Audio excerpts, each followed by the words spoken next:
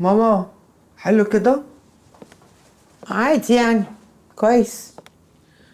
انا اعمل ايه دلوقتي؟ في ايه يا حبيبتي؟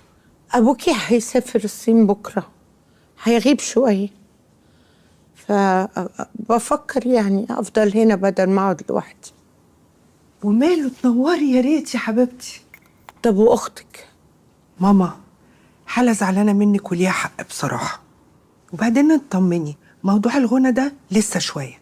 حالة هتنزل معايا مكان منى. يعني مش هتغني خلاص؟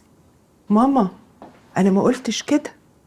انتي لو مش عاجبك موضوع الغنى اتكلمي معاها بهدوء، يا تقنعيها يا هي تكمل تعمل اللي هي عاوزاه. وفي الحالتين ده لازم يبقى قرارها مش قرارك وانتي وشطارتك بقى. والحجاب اللي قلعته؟ ممكن تتكلمي معاها برضه. بس أنا عاوزة أقول لك حاجة، لازم تفهمي كويس قوي إن أنا ماليش علاقة بأي قرار هي تاخده. أنا ماليش دور في الموضوع ده، أوكي؟ بس في نفس الوقت. ماما أرجوكي، أنا دلوقتي نازلة أمضي عقد الفيلم الجديد اللي هعمله مع جليلة رسلان، واحتمال كبير قوي أشوفها هناك، فأنا متأخرة ومتوترة، فأرجوكي نتكلم بعدين بليز. وحالة جاية معاكي؟